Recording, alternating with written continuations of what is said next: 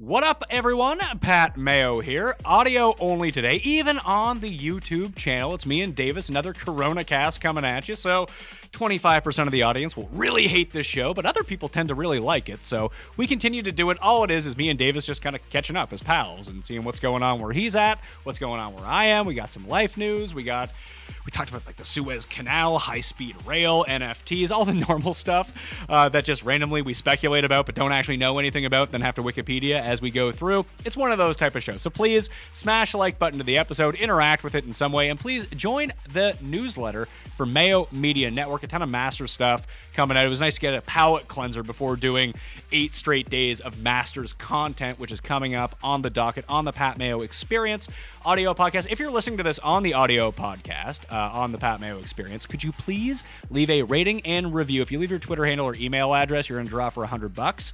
So that's some incentive to do it. If you could do it on Saturday, Sunday, or Monday, that would be amazing. We're trying to gun for #1 spot in fantasy sports with all of the Masters content, which I assume is going to be very popular because it is every single year. And it's our one shot to get to #1 on that list. And if we can do it, that would mean a whole lot to me. And the support that everyone has shown throughout the years, especially lately with Mayo Media Network breaking off into its own thing, is very much appreciated. So I thank everyone. I feel like an asshole constantly trying to pimp people to do this and pimp people to do that. But the more you can do really helps us out as a standalone media company that's really trying to grow and trying to provide more content for everyone. So the newsletter, smashing the like, rating and reviewing, all that stuff, subscribing to the other shows. There's a new baseball show out. Big John fucking killed it for opening day, but that's going to be going every single day as well. So show support for that stuff, and we can continue to do giveaways. We get bigger. We can do even more giveaways, maybe produce some more content. And that would be awesome. So thanks for tuning in. No time codes on this one because it is a free-flowing discussion between two morons who think they're smart. Up next, Davis Mattek. Mayo Experience. Mayo Experience. Mayo Experience. Mayo Experience. Experience. So you lost your weight loss bet? I lost my weight loss bet. I did lose it. That's too bad. You didn't have enough gumption to get up at 5 a.m., I see. Well, what happened was I thought I had it in the bag. I mean, the most I got up to was I lost 32 pounds. And then I kind of just tailed off like the last 2 weeks or so. I was still working out, but I just kind of loosened up my diet a little bit. And so I gained like 2 or 3 pounds back, and that ended up being the difference in the end, which sucks. But also on the other hand, the amount of money I lost in the bet, I would have paid to have that, that weight liposuctioned off of me. So I'm counting it as a mental win. Yeah, I think that anyone would sign up for that. I mean, $500 is pretty steep. If $500 to lose 50 pounds or 30 pounds, I think people would sign up for that pretty quickly. Yeah, and I developed a bunch of healthy habits, and I cooked a lot. Right, I was cooking dinner pretty much every day with like 0 carb dinners. So like got a bunch of recipes, was making a bunch of food that I liked, and dude, I just like feel so much better. Like when you were just not loaded down and just got in a lot, like just developed a bunch of healthy habits, and like I'm sleeping better. I'm getting in great exercise. Like there's a marked difference in my mood. Like it was a net positive for sure. I'm shocked the final 3 days of this bet, you didn't just try to consume 0 carbs, 0 water, and essentially act like a UFC fighter. Yeah, I mean, I've clearly with a little bit of hindsight, like that's what I should have done, right? Like I should have just went in full wrestling weight cut mode, and I wish that I would have done that. I didn't do that, and as a result, I lost the bet. But yeah, I think if I honestly, I don't know how much more weight I had to lose in a short time frame. Like I still want to lose more weight, and there's plenty to come off of me, but I had already lost all the easy weight, right? I'd already lost all of the fat from places you're not supposed to have fat. You know what I mean? Like when your fingers are looking a little fat, when your neck is looking a little fat, that weight comes right off. So you don't have sausage fings anymore? No, I just have honestly, I just have gut fat left. Like even like my chest, my arms, my back is all back to kind of what it looked like when I was in college, but I still have Postmates gut basically. Yeah, I fell into a big trap of my wife and I just being stuck at home because obviously the conditions here are a bit more strict than I believe where you're at. So a lot of Correct. Uber Eats, a lot of like DoorDash, that kind of thing, which is something we never did. We did get good food, like or I guess Blue Menu would be one of the ones in the States where they just send you meals to your house. That's not so bad, but it's not like those are low-cal meals. Like they're pretty, like here, throw this sauce on it, throw this on it, throw that on it. It's like, they're 900 calories per serving. So, it's not a healthy dieting choice by any means, but it is much better than eating out all the time. Well, it's also nutritious food. Like when you're getting those home kit meals, the portions are probably pretty big, but like that's nutritious food. That would be if you were moving all day, your body would efficiently burn that energy anyways, but none of us are moving all day. We're sitting at our desks. That's been the biggest problem for me. I remember when I lived with Cody, when I first moved back to Toronto, we were at Fantasy. We got an apartment. We were roommates, and we lived about a mile away from the office. So we would walk to work every single day. So you'd walk there and you'd walk back. Sometimes you'd come home and eat lunch. So you're getting in like 2 miles walking or 4 miles walking every single day. And then I moved in with my now wife across town. I took like the streetcar, or I took an Uber every single day because it was just so far away to walk. It would have taken me like an hour to walk to work. Sometimes in the middle of the summer you could get away with it, but you'd be real sweaty when you showed up, which is never great when you're about to be on camera. But just the transition of moving places and not getting those 2 miles in every day, it seems like absolutely nothing because it's, completely, it's not strenuous whatsoever. It's not like you're running to work, but I noticed that I gained like 15 pounds right away, just not getting those 2 miles in. So, and now during like lockdown and quarantine, just being home so much, like I'm not moving at all. The weather has finally turned the past few weeks here. So I'm back out to running twice a week, once a week, twice a week. Cause I remember I told you I tore my calf muscle, like late in the year. So I had to get that rehabbed. And I hadn't done any cardio, like any running for like 4 months because the gyms have been closed. So I haven't been able to go to a treadmill. And by the time that it had healed, it was ice on the sidewalks, which seemed like not a great idea to go out and run in. But my cardio has been shot. Like I'm building myself back up. You forget how quickly you lose. Like, what were you doing? Like the dieting is one thing. And if people don't know, changing your diet and not consuming carbs and creating a calorie deficit is how you lose weight. But if you're doing proper exercise along with it, you can really make that go a long way. Like, are you doing Peloton? Well, I didn't buy a Peloton. I bought a bike. Just like I literally think it was like the Amazon Basics brand. I don't even know. I bought it off Amazon for like $300. So I have a bike down in my basement.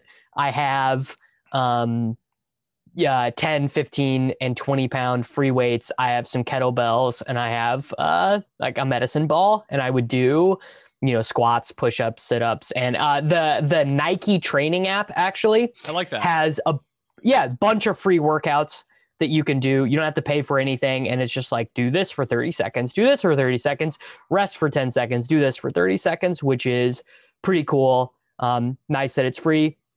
Honestly, a lot of what I did was if I lifted on a day, then I would go on a walk for my cardio. If I was too sore, not feeling or whatever, I would just ride on my bike until my Apple Watch said that I burned 600 calories. Jesus, if I was 600 calories. What are you doing? Like 2 hours a day on the bike?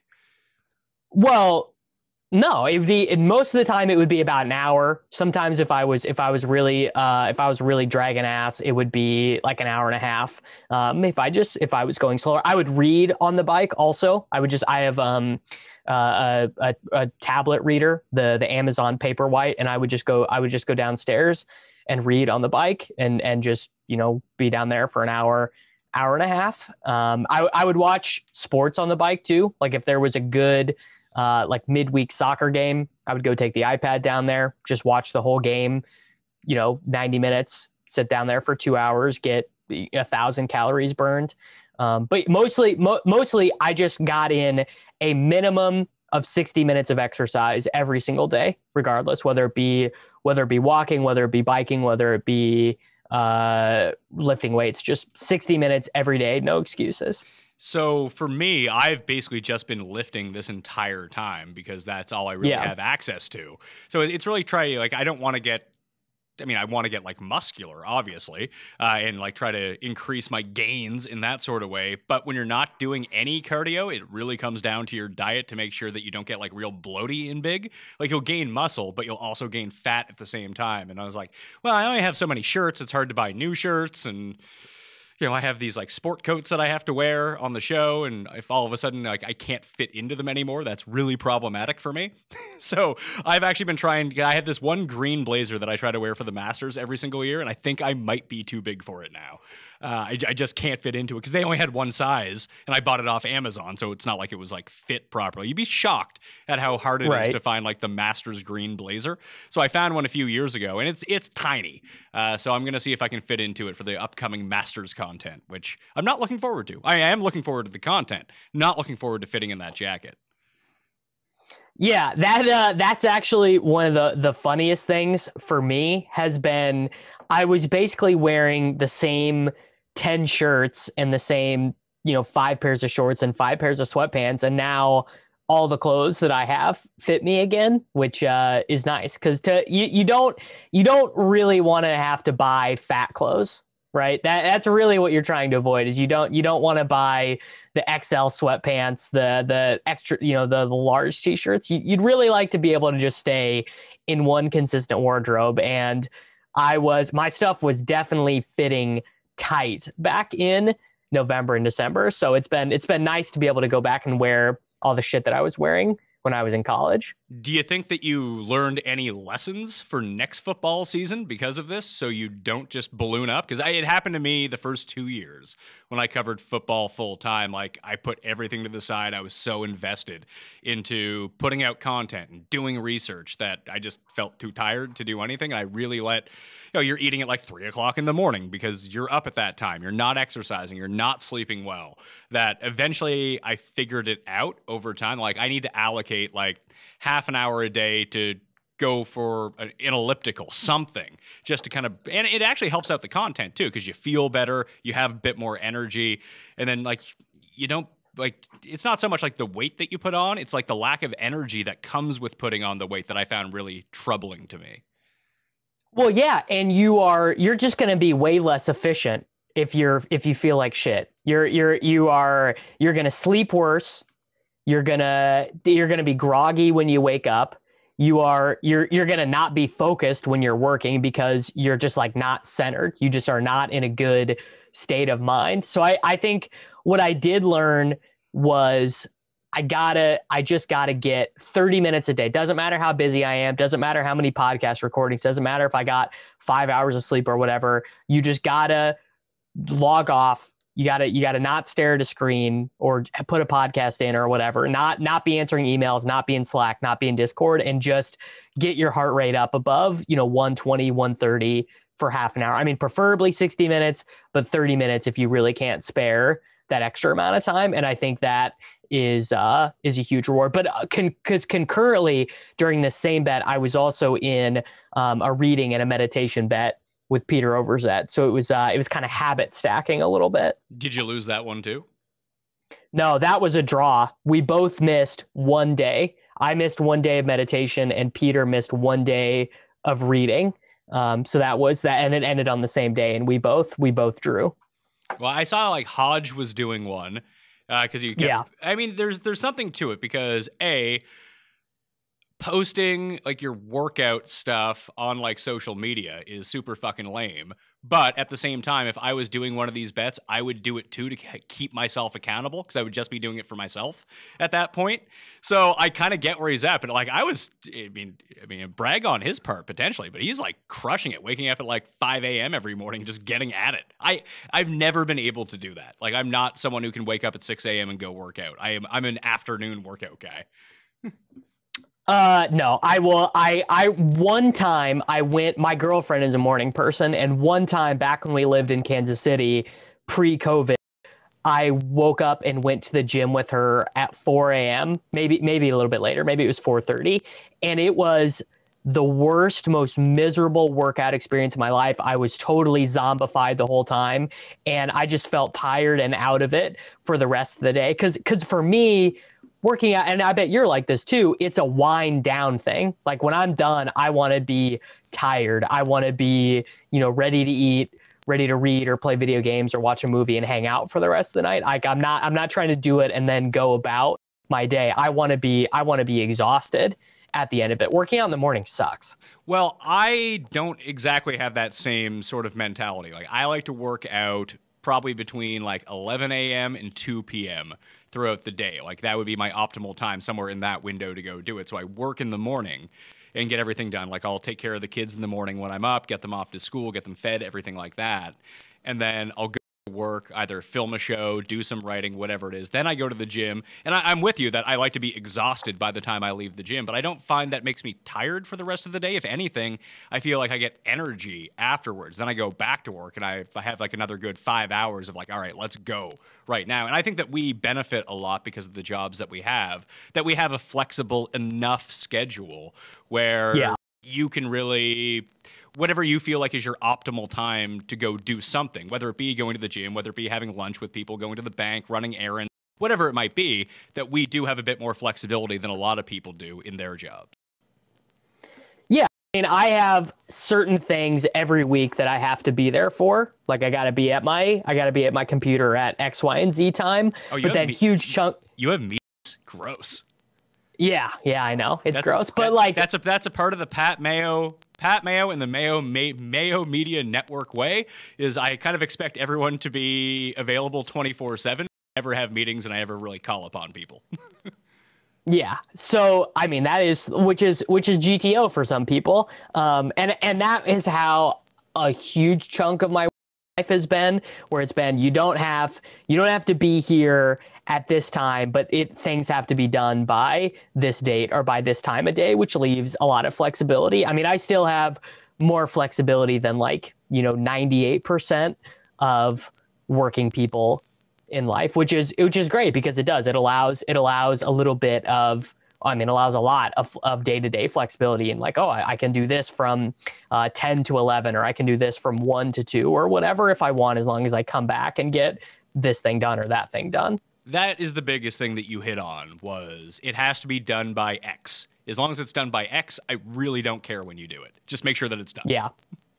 Yeah, 100%, which is, it's a nice way to work, right? That is, generally, if you give people more responsibility, they will, if you leave people to their own devices and they know what their responsibilities are, generally they'll be happier. And the big thing too is, especially with the contractors have or some of the employees, this is all told to them right away. It's I don't care if you take a day off or have to miss a day. It's just when tell me, and then I can figure it out from there. But don't be the person who's shit always ends up happening eventually. There's emergencies, and that's fine. That's a part of life. That's going to happen. But if you're taking, you want to go away for a weekend, I don't care if you go away for a weekend. You don't, just tell me so I can find someone to fill in for you. That's all I need to know. It's fine. And the quicker you can have that information, the easier it is for me to adjust and find people. And I'm straight up with everyone and tell them all this before they come on. And I ask them to do things and before they get on payroll. And, there's some people that, they're well, I need to be, I need to work 10 till 6 every single day. I can't be available after 6. I was that's awesome for you. That's not going to work out for me. So that's not going to, you're not a great fit for us. So as long as you're upfront with people about this stuff, and some people like working at 1 o'clock in the morning. Other people like working at 6 o'clock in the morning or 3 o'clock in the afternoon. As long as you can find the right groove for that, and you're straight up with people right off the hop, I think that works out fine, and people are happier at their jobs. At least I think they are. Yeah, I mean, just generally speaking, if people are left to their own devices and allowed to make their own decisions, they will be happier. People would rather decide things on their own, set their own schedule, have a little bit of freedom, as opposed to being conscribed, which is, a big reason why. I mean, I do not see Americans, and I assume Canadians as well, really wanting to hop back into the office after they just spent a year at home doing the exact same job at home. Oh, I don't know about that. I think it's going to be more split than you think. I think people do miss the office. There's a camaraderie at the office, and especially for, I'll say, and I don't want to completely generalize, but over 45 type workers that this is all you've ever really known is going into the office, that maybe you haven't developed a good rhythm at home. Maybe you're not self-motivated. Maybe you need someone to kind of keep on your ass to make sure that you're doing things. One of the biggest things that I wanted to institute, and I tried to have this way at Fantasy, it just didn't work out because I wasn't completely in charge of everyone, but we have a thing here, whether it's me, whether it's Paul, whether it's some of the producers or some of the hosts, like you get paid per job. It's not an hourly rate that you're going to end up doing. So if it takes you 3 hours to if it takes you 30 minutes to do something, it's paid the same. Just as long as it's done right, I don't care how much time you spend on it. Just get it done. And that seems to be a really good motivator for people, I find. Like you're getting paid per job. Yeah, well, just not saying because we used to have, you need to be here from 9, it wasn't 9 to 5, it was 10 to 6 every single day. And even if you were done all your work at 3, you had to stay till 6. So that's really stupid.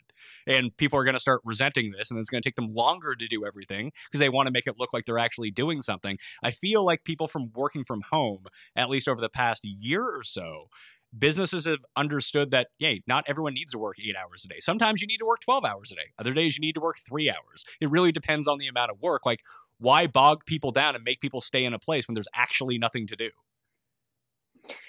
Well, right, and that's what I'm saying. I'm saying that maybe in the case you're saying, and there are people, right? Also, you're saying, there were people who would rather come in, right? There are people who would rather come into the office. They feel they'll be more efficient. They feel they'll get more done if they're in the office. I'm one of those people, by the way. I like coming into the office and do work. Now, I don't work in corporate America.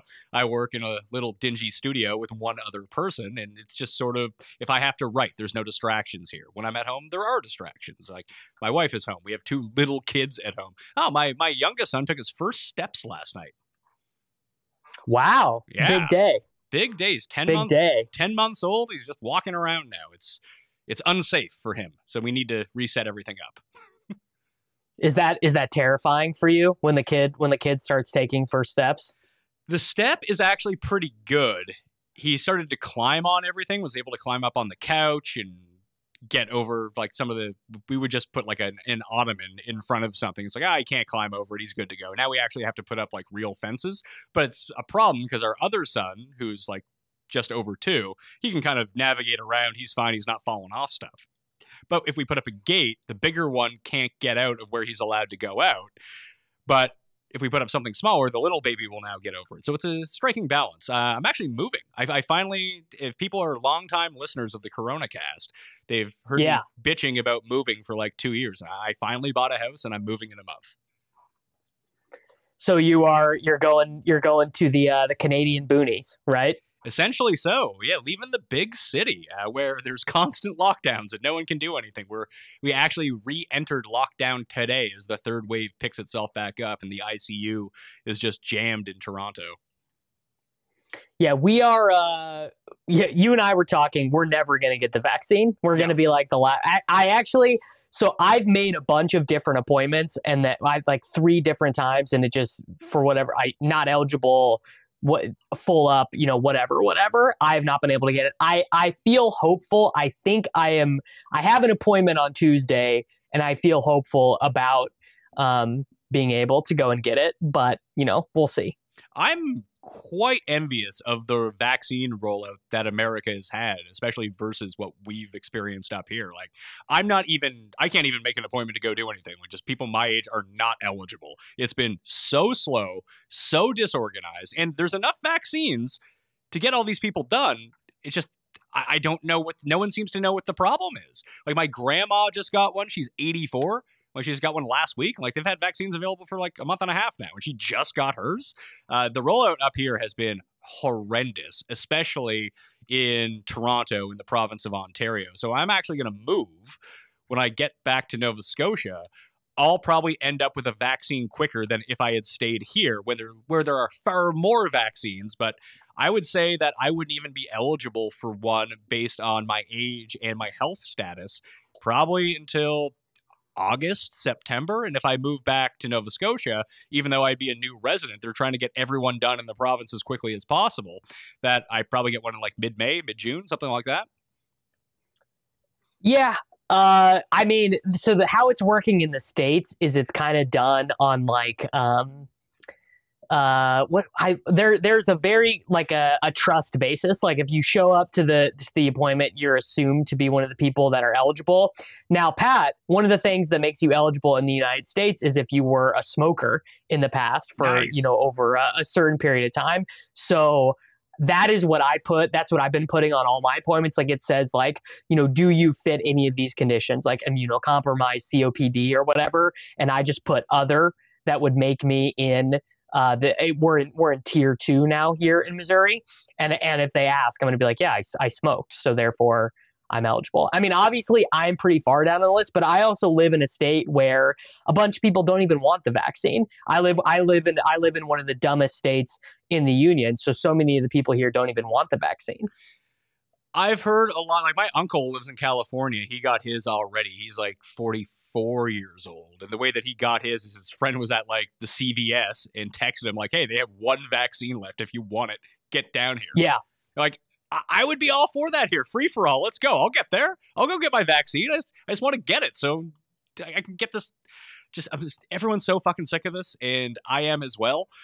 That it's not to the breaking point where, like, I saw when I was driving home yesterday, there was a quote unquote protest on the corner near like the main intersection near my place, and it was, why are all the anti-vax protests like?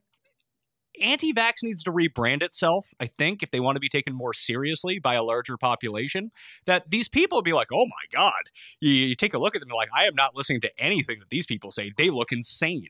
And maybe that's like the complete draw of it, but I don't know, go hire some like male models or like some very attractive people who are youthful to go hold your like crazy nut bar signs on the side of the road, like pointing at people instead of like having the most lunatic looking people while I'm stopped at a stoplight and look over and be like, who the hell are these people? Are they like going to rob my car? I don't know what's going on here.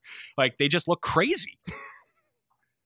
Yeah. I mean, well, just like because anyone who is of sound mind and body is not going to do one of those things. You're not going to be able to hire attractive looking people to come and say and do crazy shit, right? Because there's no science behind being anti-vax, right? There's nothing to indicate. I mean, now a legitimate claim that I think, like, well, I don't think that you're an idiot if you have the opinion of these are really new vaccines. We don't know the long-term effects. Like my statement to that would be, the vaccine that everyone is taking right now, the Moderna, was developed on January 6th of last year, and they put it through as many clinical trials as possible. There have not been any, no one has reported any super ill effects from the Moderna. I think that there's one that they're using in the European Union that 37 people have reported they got blood clots from.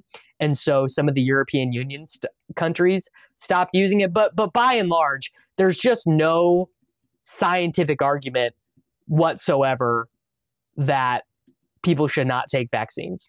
Yeah, it's the AstraZeneca vaccine. AstraZeneca. That's it. Yeah. Whatever it is. We banned it up here too, or at least we had like a callback on it where I think it was for people it was one of the ones where it was for, I think it was under 55 was the number. Canada actually suspended the use of it as of like last week sometime because of the rare blood clots that can come up.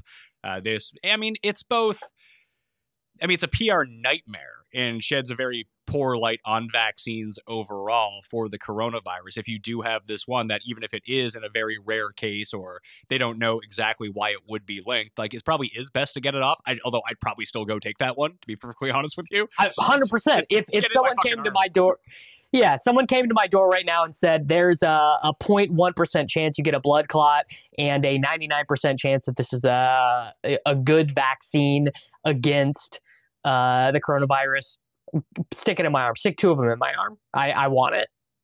I saw Canada made Fox News last night. Tucker Carlson was talking about how Canada has internment camps. It's a pretty loose version of the term internment camps.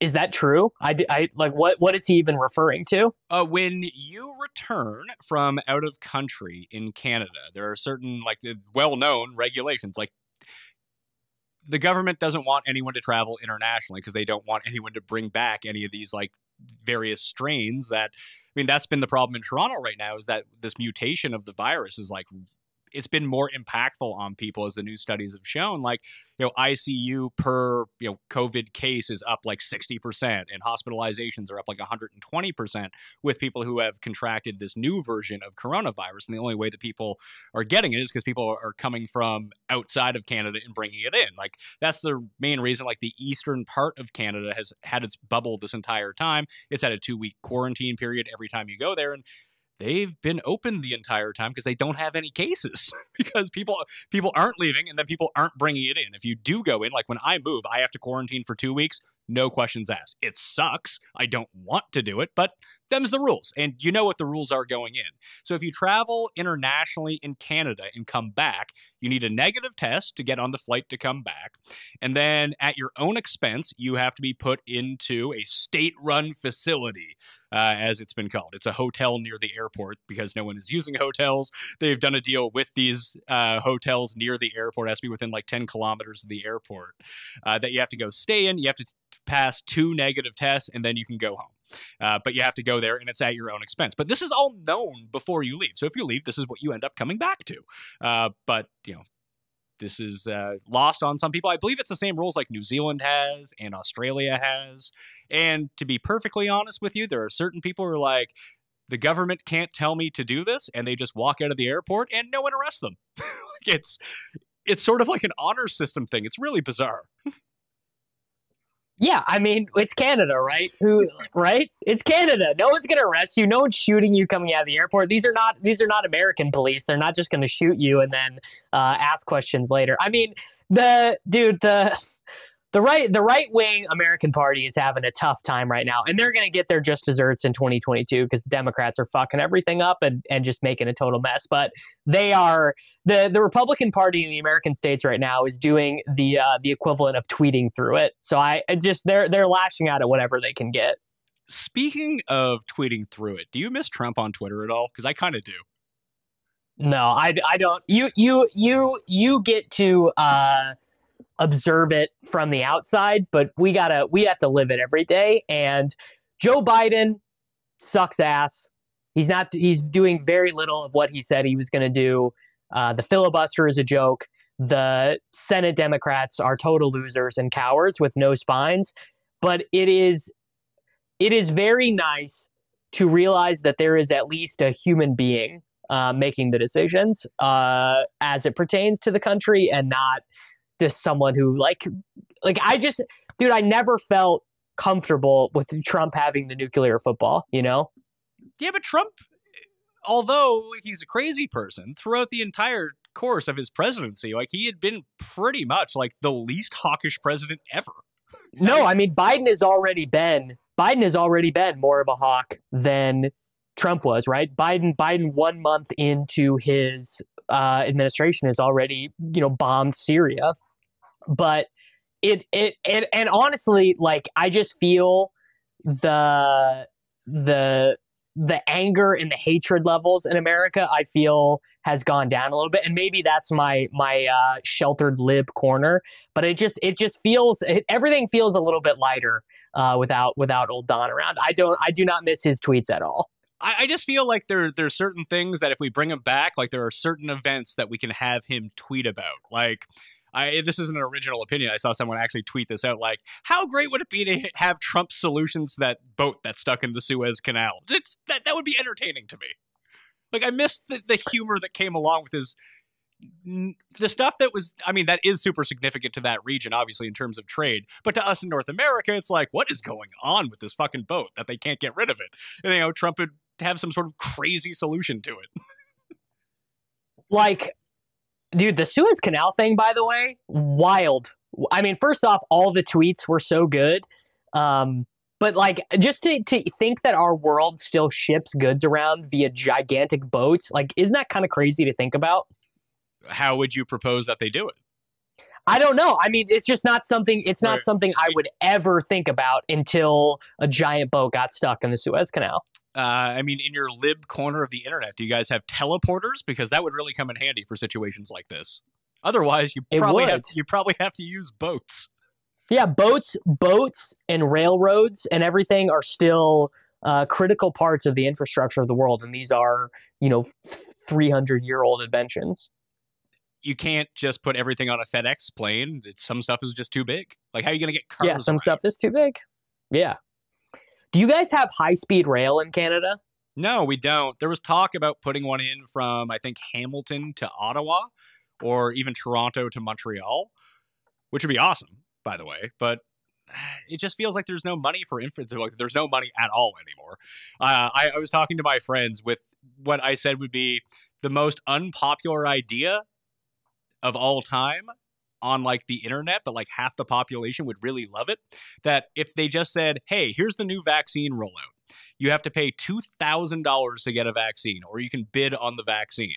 And that's how you can get it. So all the rich people would get it first. But all of the money that is bid on the vaccines goes to pay for like we call it the CERB up here, is what you get if you're not currently working. So like the stimulus package, stuff like that. So that's the way to pay for it. Charge all the rich people to get all the vaccines first, but you have to roll all that money back into the people for their stimulus package. And that way you can kind of break even on everything. But people would not go for that, which I understand. I don't know. It sounds kind of interesting to me. At least it's a way to pay for it. Right. So the reason why I ask about the high-speed rail is just thinking about my life specifically. God damn, it would be so convenient, right? To be able to get on a very fast train in between St. Louis and Kansas City, or St. Louis and Chicago. And this is how people travel in Europe, right? But it's just like, I mean, I don't have a sense of why people in the Western world don't like it, or why we think it's stupid. Like high-speed rail stuff gets like actively mocked when anyone in the government proposes it. Like I don't remember if it was Mayor Pete or if it was someone else in the Department of Transportation who was talking about adding high-speed rails as part of this infrastructure bill that Biden is doing. But I just I would be happy to pay my taxes if it was going towards something like that. I guess so. I think it's because I don't think that there's opposition to it up here. I think actually one of the Canadian companies, Bombardier, who does a lot of like the trains, does the streetcars in Toronto, the buses. They build airplanes, they build trains, they build everything.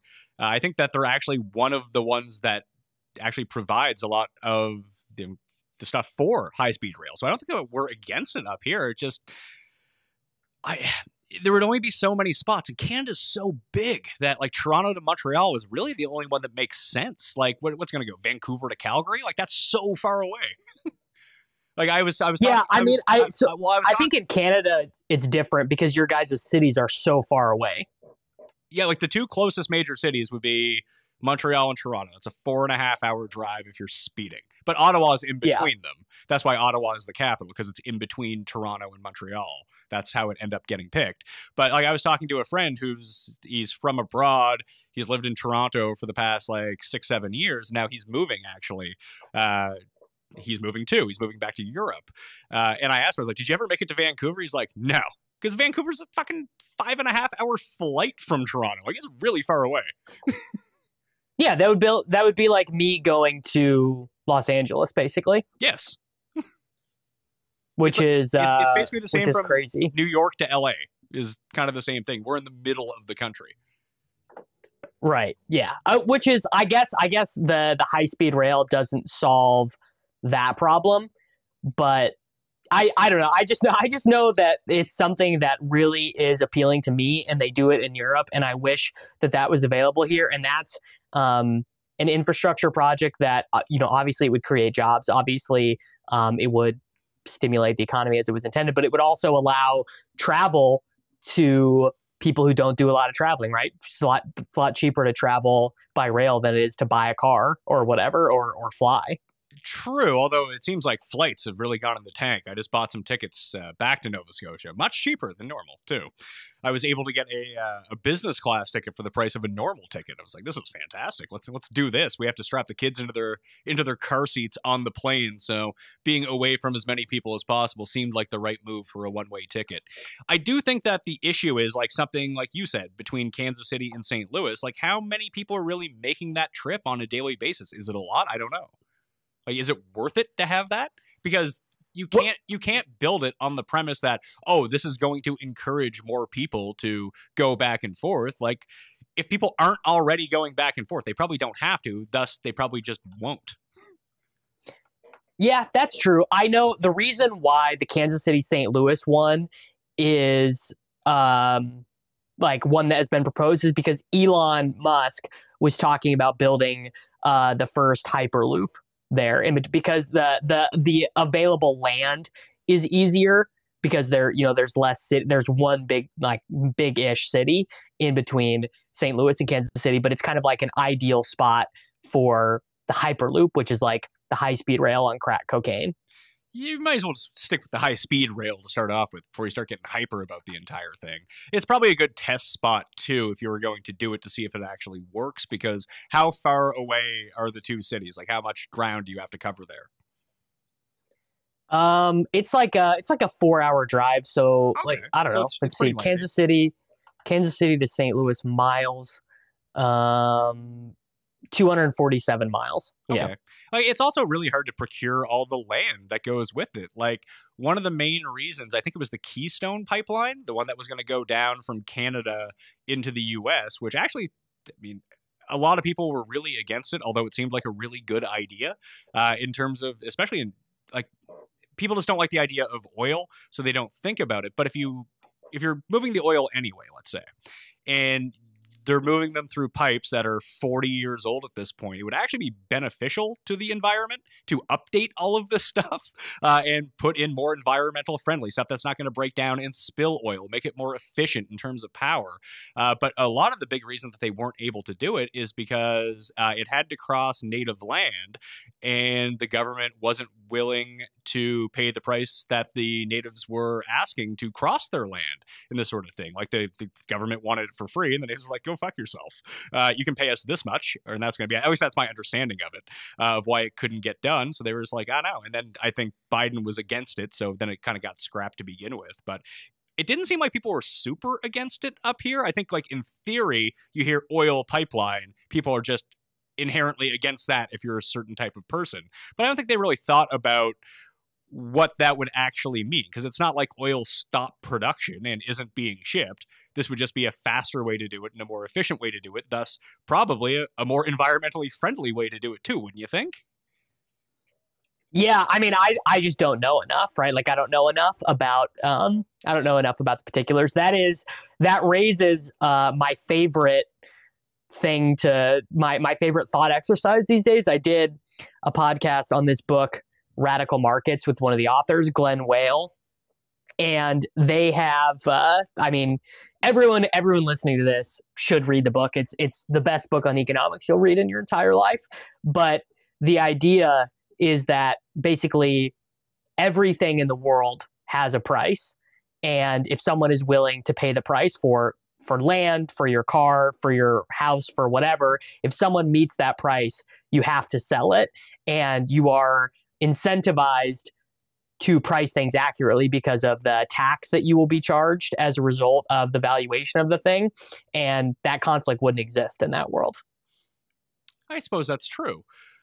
I was thinking, too, that the high-speed rail, because there was talk about making one of these Hyperloops in California, right? Yeah. Where Yeah, would it San go? Francisco, LA. See, San Francisco to LA would make a lot of sense. I would think that the best place for this would either be like Boston, New York, Philadelphia would be a good one, or like Dallas, San Antonio, Austin, Houston. Like if you link up all of those places, that seems like people would use it because you have to do it in a place where a lot of people live, or it's just going to be useless. Yeah, well, exactly, right? So probably even the population between St. Louis and Kansas City, that's like, I don't know, 4.5 million people. If you include like all the metro areas, that's probably not enough. But I mean, even San Diego to LA or whatever, would be a useful place. And that would be high speed rail. You wouldn't have to do the Hyperloop or anything. I think it's a very viable form of transportation. People just aren't ready for this stuff, man, at all. Yeah, that's also true. So what are you going to do? Like, you can't force it upon people. Yeah, you can't force it upon people, but I don't know. I mean, these are just things that I would like. Like, I would love for a more European transit system to exist in the States, but you're right that we also just don't have super dense populations, right? That's what's different about America and about Canada. I mean, our populations are so much more spread out. We have so many, little towns all across the country that are cut off from the rest of our cities. Honestly, based on your political opinions, the way you live your life, and what you want in a life, why don't you just move to Europe? Girlfriend would never go for it. Why not? Some people really love their family, and some people really, I don't know. It's just, and it's just one of those things, and it's a big step to take. If I was single and didn't have a dog, and didn't, I would do it. I mean, I find the European style of living more interesting. What is interesting though about Europe, they are actually way more overtly racist than we are here in the States, that's always been sort of fascinating to me because, right, we think of Europe as super lefty, right? But that's just something I've found out kind of over the last couple of years is Europe is a super racist society, especially when you get into like Eastern Europe and stuff.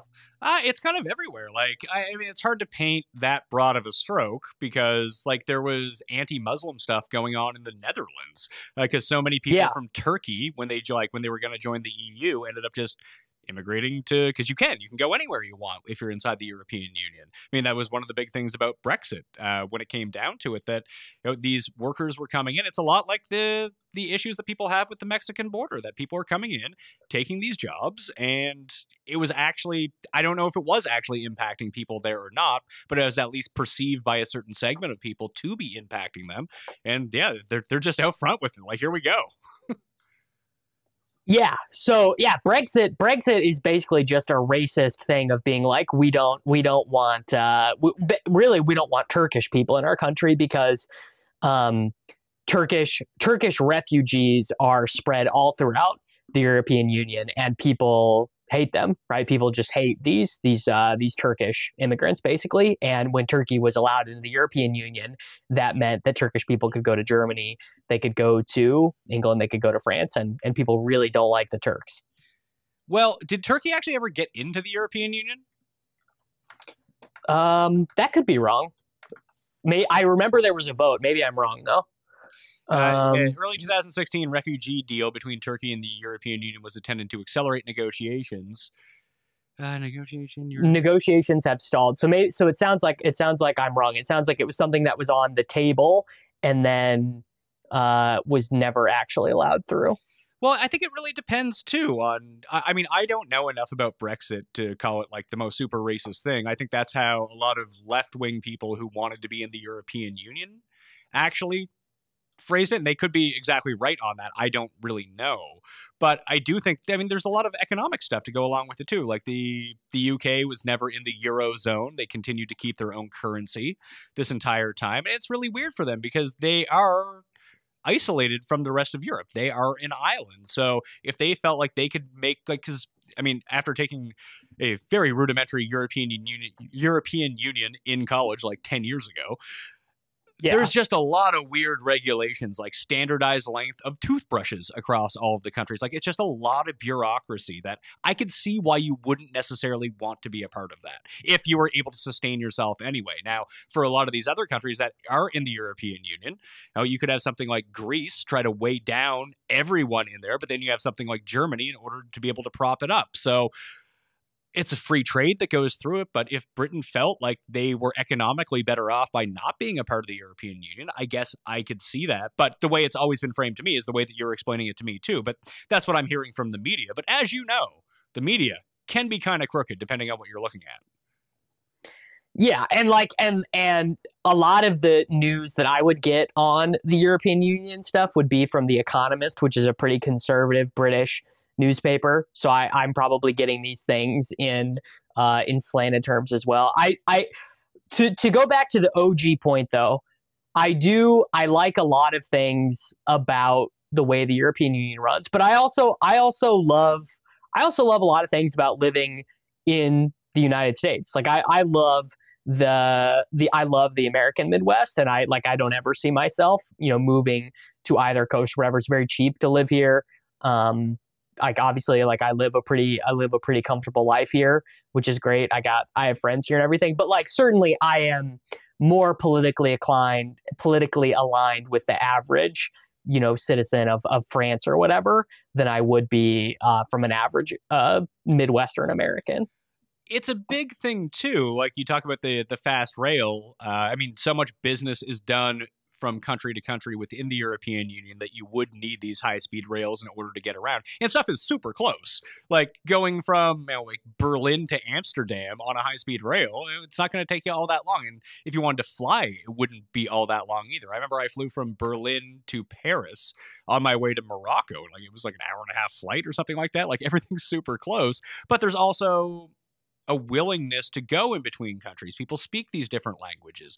Traveling between nations in Europe is commonplace for a lot of people, where in Canada, people do a lot of traveling to begin with because, people don't necessarily want to, if you want to go anywhere, you have to go travel. It does seem like in America, people don't want to go anywhere. They love America.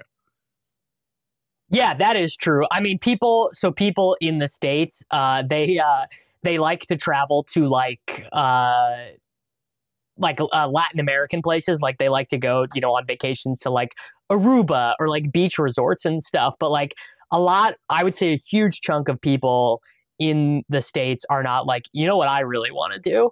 I really want to go backpack through Europe. I think that is a big time thing of the past. I think that used to be kind of a rite of passage amongst Americans, but I don't think that is a super common thing these days. I think that was a rite of passage amongst elite Americans who would go backpacking through Europe. For sure. But just the ability to travel. I mean, traveling by and large is a pretty elitist thing to do. It's only available to so many people. But it just, from my time living in the States versus my time living in Canada and speaking with people about travel, because, I was obviously living in another country, one that I'm not from when I went to the United States, that people are just happy to be where they are. They like America. Why would I want to go to Japan? That seems crazy. Why would I the amount of Americans that live within 100 miles of the Canadian border that have never been to Canada blows my mind. Because they just have no interest, right? They have no curiosity. It just does not matter to them at all, which again blows my mind. But I am guilty. Yeah, you've never been this anywhere. As well. You've never been. Yeah, anywhere. I've never been anywhere either. Now, part of that is financial. I have financial flexibility and freedom now that I didn't have growing up because I grew up with no money. But even with more financial flexibility and freedom, I still haven't been oh yeah, I'm gonna go to France for 2 weeks, or I'm gonna go to Britain for 2 weeks or whatever, and that's on me. We had saved up. So I always wanted to go to Europe, and we had saved up all this money. We saved for 2 years to go on our honeymoon through Europe. So that was the first time that I had been over there. My wife's father's actually from Scotland, so she had been over there like as a kid. But it was nice to go from like city, and like that's the traveling that I want to do. I want to see all these different places. I want to go to capital cities or historic places and like walk around the town, go have lunch, that kind of thing. And that's something that I want to do to a whole bunch of places. But it's really strange because of the travel limitations that we have right now. That's made me really kind of want to accelerate that once the opportunity can arise once again. Like, I don't want to put it off for 3 years anymore. If I have the means to go do it, which I don't exactly right now, but if I can save up to go do that, that is something that I think I would want to spend my money on, would be to go to Madrid or go to Barcelona. Like, I've been to Lisbon, but I was there for a night. I'd like to spend like 3 days there and really check out the city and just, see all the different cultures. And I'm not just talking about Europe. Like, I would love to go to Australia. I'd love to go to Japan. I'd love to go to Southeast Asia. I don't know if I'm ever going to be able to hit off all of these things. Europe seems like a very easy one because it's the closest. But like, I've done America. I'd like to kind of go do Europe at some point in my life. But with the jobs that we have, it would be both easy and hard to do, because it's not like I couldn't work while I was traveling. Right. It's just I wouldn't want to be working when I was traveling. Yeah, which I'm in a similar position as well. I mean, I could sit there and grind, NFL projections, I guess on Saturday night, I can't even begin. Time zones are so hard for me, but I could get work done over in like, the UK team or the UK time zone or whatever, but it just, that's not what you want to do when you're traveling. Obviously you'd like to, be able to actually have a vacation. Yeah. So I had always had the theory that the best North American sports company in the world would be based out of like Dagestan, because they would be on the perfect opposite time to produce content.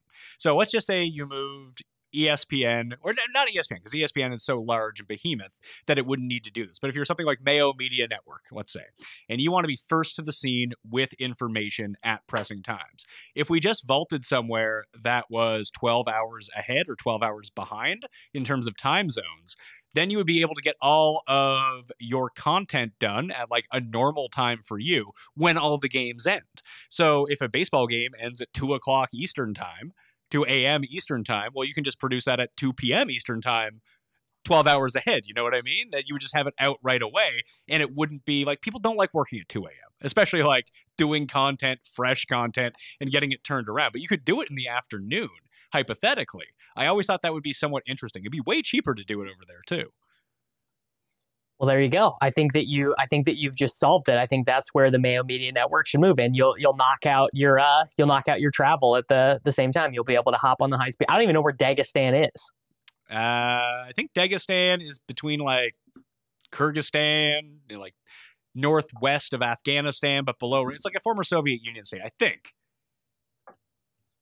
Well, Eastern Europe. There you go. You have your answer. You know what you're doing. I believe that is Asia. Yeah, Dagestan is Western Asia, same thing. Yeah, so Dagestan is just northeast of Turkey, right next to Georgia, and right above Azerbaijan. So like west of Kazakhstan, below Ukraine.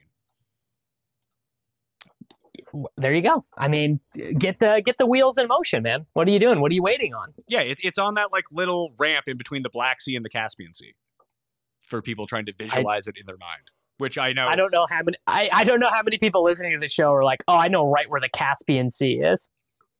Is that like an American thing? Because I feel like most Canadians know the sea. It's an American thing. Yeah, it's an American thing to not know where anything is. 100%. Yeah, you are correct. We don't know geography. Yeah, I feel like it's unfair to paint Americans with that brush because everyone does it so often. But is that like actually a thing that you like? Do you not learn about European history and world history in school? I mean, no, we don't learn anything in school. American schools, man, it's a joke. Like, honest to God, it is a joke. We don't learn anything. Then what do you do there? Is it like babysitting time? Like, what do you do in school? Like what, you learn a biased, terrible version of American history is what you learn. We learn about Christopher Columbus and the Aztecs and the Mayans and the Civil War, the American Revolution, the War of 1812, which is like there's this very small inconsequential war. Oh, you mean we learned about? Yeah, well, I know all about the War of 1812. That's when 3 drunks from Halifax took a boat down to Washington, and burned down the White House. Yeah, basically. Like, but yeah, we basically learned about that up here, but I feel like they teach us that we won that war. Yeah, I mean, we just don't like the American education system, especially in public schools, like because it's all filtered through the lens of the state, right? Yeah, but that's no different than anywhere. Like, so one of the big things that, like, when I move, if I had stayed in Toronto, it seems like unless you are in like one of the, like the Richie Rich sections of Toronto, like public school is kind of off the table if you feel like you want your kids to have a really good education. Maybe that's just something that's beat in from the pride. Maybe it's just good advertising on their part, because I really don't know, because I don't have kids that are of school age yet, so I haven't really done the research on it. But from all the people that like I've met from Toronto who work in Toronto, grew up here, they all went to private school, all of them. And they all either came from means or they earned scholarships to go to these places, whether it be through academics or through sports, and they all end up with like pretty good jobs out of it. So it gives you some sort of bias that like, oh, this is what you have to do if you live in this area. Now, where I'm from, the only kids that got sent to private school were kids with like drug problems at 13. We're the bad kids. Yeah. Yeah. So that was where it was like where I grew up, but now I live in St. Louis, and all of my girlfriend's friends from like growing up and stuff, and then all the kids who went to like Mizzou, the big college in Missouri, they all went to private school, which is these are all kids from means and stuff too, but private school is super, super common in St. Louis, and I think it's like small towns. Private school is not a thing, and then in big cities, private school is like that's what you really want to do. So I don't know, because like I just remember growing up, there were better schools than other places, but I think the curriculum was all basically the same. And I went to public school, and we had the option, like if I wanted to take calculus, I could. Like that was something that was offered by the school. Like if you wanted to do advanced math or advanced English, which I think you guys call like AP courses, like that's not necessarily required to get into college. But if you wanted to get into, say, like engineering, you had to take like pre-calculus and calculus in high school. But that's always offered. Are you saying that in public schools in some parts of the cities in the States, like that stuff just isn't even on the table? Well, we had that at my school, but I mean, obviously I can't speak to everyone's experience in public school, but we had in the States, we call it AP, which I literally don't even know what that stands for. Advanced placement probably is what it stands for. So we had like, AP calculus, AP American history, AP world history or whatever. But really all that means is you take a big test at the end that gets you like an hour of college credit. Oh yeah, that's I remember we had to do standardized testing. I think it was when I took like 12th grade physics. There was a standardized test at the end, but I think that was the only one. Like there was no standardized math test. Like, isn't that how they get? I mean, this may be just me reaching from The Wire and figuring out how they do it, but don't they like give funding based on how people perform on these weird tests? That was a big part of George Bush's presidency, the No Child Left Behind Act, which. Yeah, basically, if your school did really well on the test, you got more funding. If your school did poorly, you got less funding, which then funneled American education all into, away from problem solving, away from, intricacies to, rote memorization, right? All just memorizing dates and places and formulas and things like that. I mean, there's nothing wrong with memorization. I actually think that's a very underrated skill that a lot of people just don't have. Like they're not. Especially like quick draw memorization. Like, can you recall something right away? I think there is something to that's a skill that you should learn. It's very helpful. Yeah. I mean, I don't think that it is a non-useful skill. It's just, I just think back about all the things I know and how I acquired them, and very little of my knowledge that I find useful, or even the very basics of like intellectual curiosity. I don't feel like I got hardly any of that from my public school. Do you have a lot of things in your life that, especially, I mean, I'm closer to 40 than 30 now, but there are certain adult things that I just don't understand, yet I just roll with. Like, I don't understand how a credit score works at all. Like, I'm going through like getting a mortgage right now, and like just to meet all the qualifications of it, like the first time I got a mortgage when we bought our condo, we basically had no money and it was super easy. Now I have more money and it's far more complicated for me to get a mortgage somehow. I don't understand it. I mean, I understand how a credit score works. A credit score, basically, you get points for having more lines of credit, but not too many lines of credit. Like, actually having some debt is good for your credit score because it shows that you can pay off that debt. It's very archaic. No, sure. I understand that part of it, but like, yeah, what improves or decreases your credit score on like a day-to-day level? Like if I make a minimum payment on a credit card, does that affect my credit score positively or negatively versus me paying off my entire credit card? Or yes, that negatively impacts your credit score to make a minimum payment as opposed to an entire payment. Are you sure about that? I am pretty certain. I guess I can't say. And this is what I've never made a minimum. I've never made a minimum payment on my credit card. Oh man, I was the king of minimum payments for a very, very, very long time. Not a great situation to be in, by the way. No. Let's see if I can find this out. What goes into a credit score? This will be fascinating for people. I feel like it's just very ambiguous. Well, and it's done that way on purpose, right? Because this is credit scores are just a gatekeeper and a guardian, so that the haves can continue to have and the have-nots can continue to have not. I guess you just confuse people into, I guess this is how it works. Let's continue to roll with this. It just seems really strange to me. Here's something I wanted to ask you.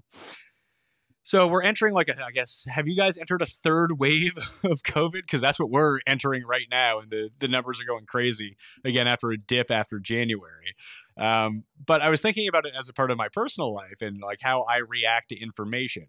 And you and I have talked about Bitcoin in the past and talked about even NFTs as recently as the last time that we spoke.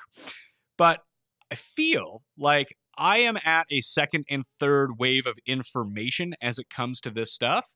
And the more I've thought about it, that's actually a good place to be for me. Like, I would say you're far more in tune with what's going on when like a new technology or something like this comes out. Like, you're just more plugged into that. So you're probably like the second wave of information. There's the people that do it, and they're the ones developing it, whatever it might be. And like, you're the first person to know after they know, kind of thing. You're a part of that tier. And then like when you start talking about it and other people I know start talking about it, then it gets passed to me. And I always felt like by the time the information got to me, I was super out of the loop on everything, whether it be Bitcoin or Top Shot or crypto punks, whatever it might be.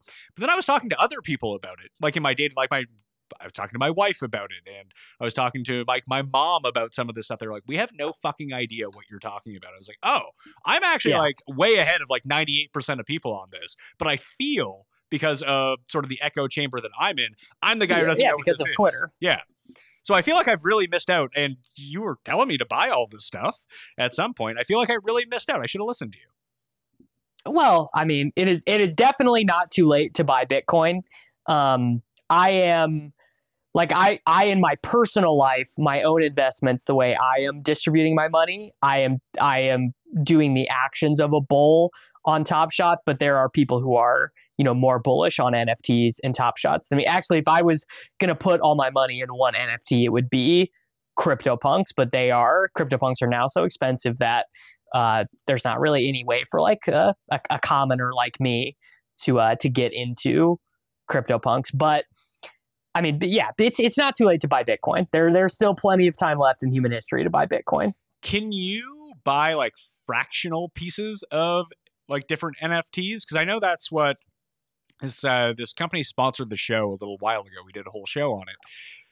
It's called the Collectible app, and they have like this high-end vintage sports collectible stuff, like physical stuff. But they list them on as an IPO through the SEC, and you can buy like fractional ownership of like a Mickey Mantle rookie card kind of thing. And basically you treat it as a stock. You're never going to own. I'm on there. I'm in on all the fractional stuff. Like, do you like that's something that you end up doing? Do you think that's going to translate its way over to Top Shot and stuff like that? Yeah, there actually is already a company, and I should know this guy's name, who is at Andy8052. He is right now starting a company. You can follow it at fractional_art. That is, they are creating a fractional decentralized ownership protocol for CryptoPunks, and I assume it will be other NFTs in the future as well. So that is coming. The one problem that I have with it, for me personally, to invest in this kind of thing, like it would just be a long shot investment that maybe I could make some money off of it. Because I have no real attachment to this stuff. And how do you feel about it? Like, to me, I don't understand how some of this stuff can be worth anything. Now, obviously it is because people are paying for it at the moment. But if it is like a crypto punk or a piece of digital art, like I don't understand the inherent value in any of that. To me personally, like I just don't want to own it because I don't care about it. Now, other people do care about it. That's what makes it worth something. But like, what's your take on it? Like with something like digital art, do you want to own digital art outside of it potentially being valuable? Yes, there is a website called OpenSea.io, and Nifty Gateway is the other one. And there have been pieces of digital art that I have tried to buy, right? Because they come out via drops. And there was like an animated kind of a digital painting of a rapper I really like. And I tried to buy it. There was only 10 copies of them, and I was not able to get them. But then there's some digital art that I'm like, that's really cool. And even regardless of, investment opportunities, I want to. And honestly, that's how I am on Top Shot too. Like my collection is mostly players that I just like, mostly players and moments that I think are really cool, like guys who play for the Thunder, my favorite team. Like I've been buying up a lot of those moments, not really it would be nice to make money on them someday, but I just really like them and I want to own them and have them in my collection. I think they're really cool. A lot of the NFT art kind of escapes me, but the CryptoPunks I think are really cool and a clear moment in like digital history. Sure, but what's cool about them? They seem like a fucking paint from MS Paint 1998 stuff. Like, I don't get it. Because they were the first NFT. They were the first non-fungible token created on the Ethereum blockchain, which those words I just said don't mean anything to you, but because I am really into and really like crypto and have followed Ethereum for its whole existence, it's really cool to me. So is there something, obviously the prices of this stuff are skyrocketing. Do you think that there's sort of an elite gap between all of these? 1,000,000%. Yes. And that's why I find it difficult. And maybe that will make it more valuable over time, that there's, only rich people can afford it. It's like, if you walked into the Louvre, all of those paintings are worth $5 million or $50 million or $200 million. Yeah, it's the exact same. I think that with CryptoPunks and with really high-end digital art NFTs, I think you'll see the exact same thing play out, where it's only the people who are already rich who are able to get in. But one of the things that makes those physical pieces of art so valuable, at least in my mind, is that everyone recognizes their value. Like, even if you have no money and have no ability to buy one or don't even care about art, the Mona Lisa is worth a lot of money kind of thing. Where I feel like there's a huge gap between people who think that NFTs are worth a lot of money and other people who, I'm not even talking about me. People like don't even know they exist, for one thing. If you told them the idea, they'd be like, that's fucking stupid. And that's the majority of people. And I feel like that might cap how much it's worth, unless it just becomes like rich guy trading cards. Well, that's how a majority of people feel now. But I like, Pat, if you think I'm online, do you know like how online like 10-year-olds are now? I don't. And then how online. I'm going to go through this with my kids here very soon, within like the next half decade, to find all of this out. But I don't know how online kids are. I really don't. Like, don't parents like try to take iPads away from kids and don't give them phones and stuff like that? Like, that's what no, dude. Maybe some parents who are really tuned in, but I just think it's, kids. Even before the pandemic, kids were learning at school on laptops and on iPads. But now kids are even more online because so many of them have had their schooling experience online, and kids are retreating further and further online. And we are, as every passing day, life becomes more online. Your online personality, your online space becomes more a part of who you actually are. And as we continue to march towards the metaverse, towards Web 3.0, these all of the Ethereum blockchain protocols are meant to interact with that world in a more authentic way, which is why I am much more bullish on Ethereum than when we started doing these shows. I used to be pretty much Bitcoin only. But I think that the concept of owning something digitally is just going to be so normal for not even really my generation, but the next generation of people, and then the generation after that. Do you think that we get to a point where, like, is this just infinite at this point with the way that technology is going, that of course society will adapt to be this way? And will it continue to progress that way and get even more advanced, more advanced, more advanced? Or do you think that there will be backlash against the amount of technology in people's lives at some point? Because you kind of see this with, 18-year-olds and 20-year-olds. I don't know what sort of majority or minority that make this up, that they're kind of steering away from it a little bit. They don't want to be online as much because it just takes over their entire lives. Like, it's such a fucking performance to be online all the time that some people just want some peace and quiet. There will be, I think, an almost religious movement in the future to like go back to nature, to like leave cities and leave the internet and leave technology. I think it will be, there will be like a great leader who like leads people out of the cities. I really do think that's in the future of the world. 100 years, 200 years, 300 years, whatever it be. Someone can call themselves. How would you say OAM? How would you pronounce that? Ohm? Ohm. Yeah. So Ohm would have a great leap backwards, is essentially what you're saying. Yeah. I mean, basically, I think a huge chunk of people will continue to be more online, and we haven't even gotten to really online yet, to where everyone has a virtual reality headset in their house. That technology is not even close to perfect yet. It's getting a lot better.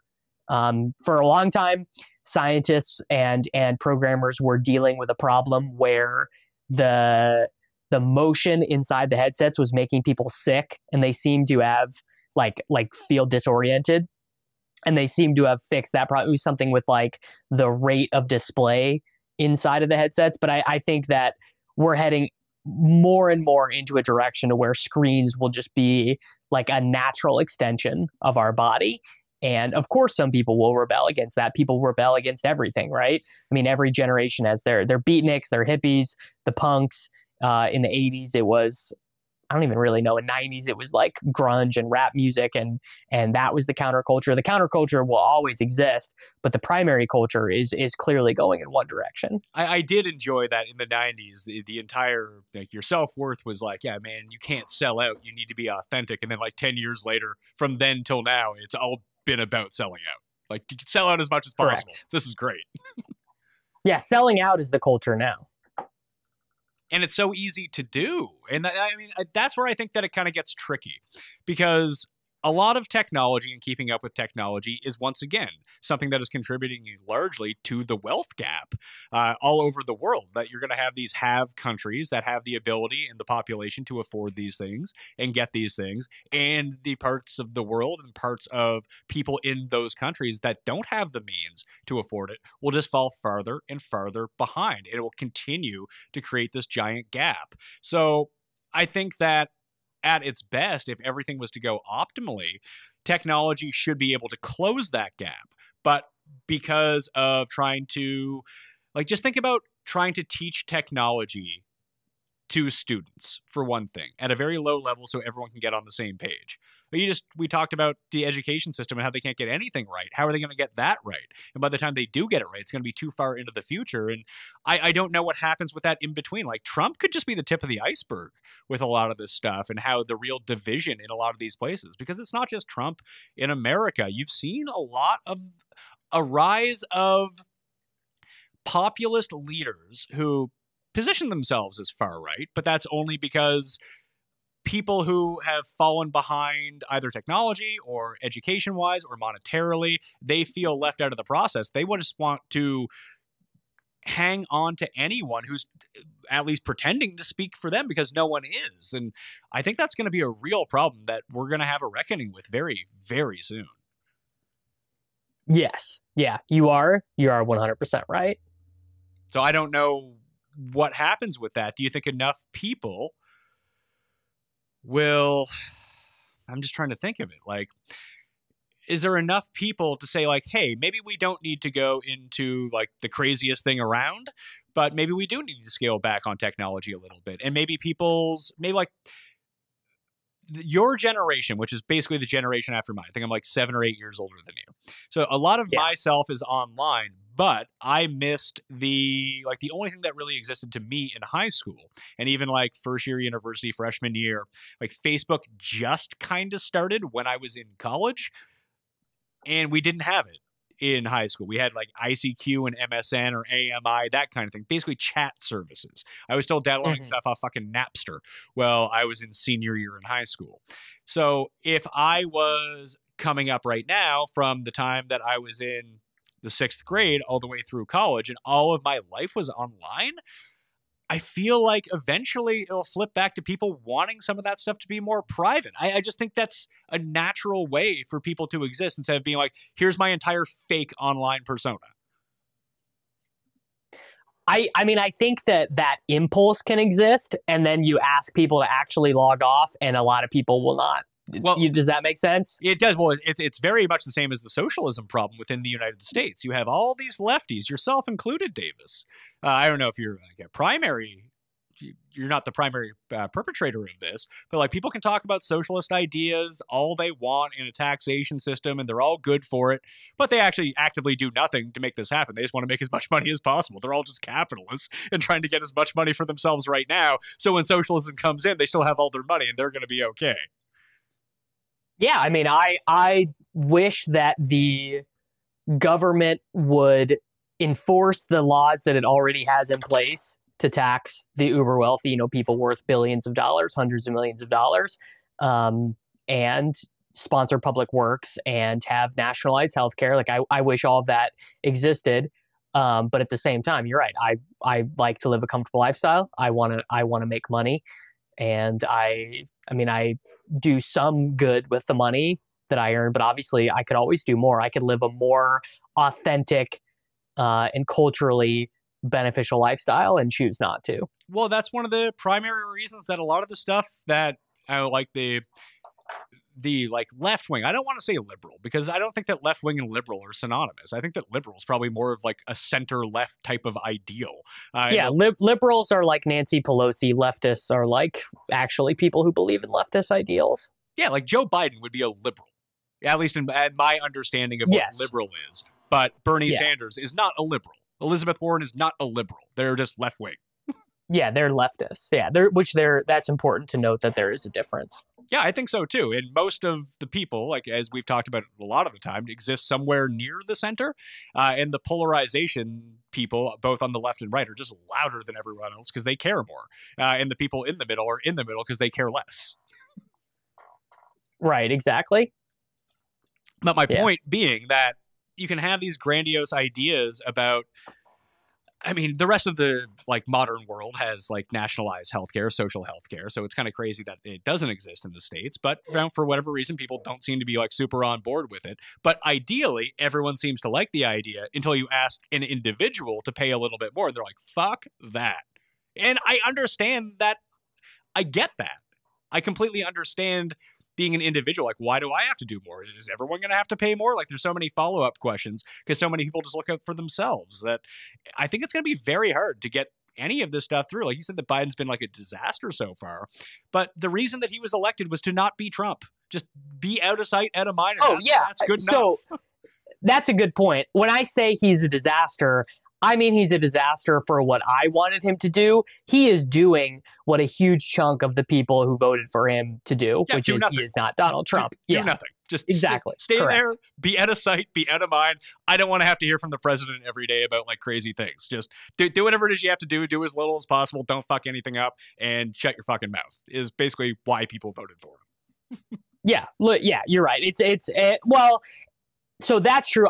I do think the Democrats are just going to get absolutely stomped in the midterms in 2022. But I mean, and I don't know if Biden will get reelected or not. That one is more up in the air. Well, I mean, Biden still has to make it through 4 years, doesn't he? Yeah, he's not which he might not. He's not a young man. Not a young man, although he does have access to the best healthcare going. So maybe they can kind of prop him up, but.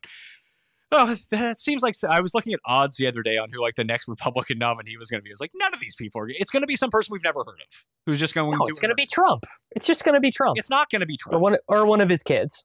It's not though. What odds will you give me that it is a Trump?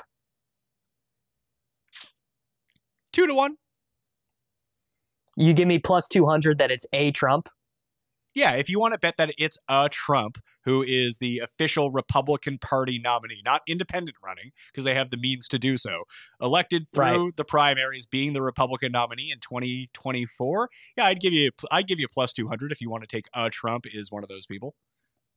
Yeah, let's put that on the books for $50 just for funsies. All right, yeah, let's do it. I'll owe you 100 if that ends up being the case. You remember that if we still talk in 4 years' time or 3 years' time, whatever. Oh, we're still going to be doing Coronacast in 4 years' time. Oh God, I fucking hope not. That's the greatest thing. Like, one of the greatest things about moving is moving to a place where everything is open and I don't have to worry about this fucking shit anymore. Like it's worth the 2 weeks of isolation, having to film from home and keeping like the kids at home, my wife at home. Like Paul's moving out with me to the East Coast. And we're just getting out of Toronto. The downside is that Jeff and I won't be doing shows in person anymore. We'll be doing them all online. But Cust can be in studio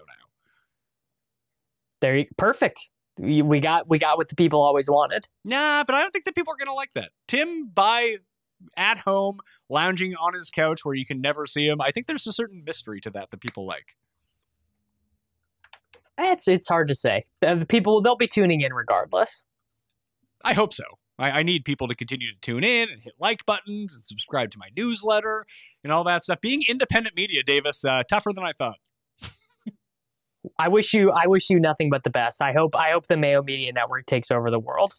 Well, I don't know about that. I think I just want to, the bigger you get, the more like compliance issues you have to get into. Like, I just want to make enough money that everyone at the network can make like a good living. We can eventually retire at some point and not have to work for the rest of our lives, but not get so big that, I have to be paying lawyers every single day and accountants every single day to review every single thing that we do. I just like to be able to post stuff to YouTube. It's kind of fun. Yeah. All right, man. It was nice catching up. I got to bail. Yeah, it was nice catching up. It was great. Yeah, I always, Pat, the people love these shows. I love talking to you. And I hope the next time we do one of these, I hope that at least one of us has gotten the Bill Gates microchip plugged into our arm. Oh, the satanic microchip. Yes, I'm very much looking forward to it. I can't wait, man. I can't wait. See you later. It's going to be great. Later, dude. Mayo experience! Experience!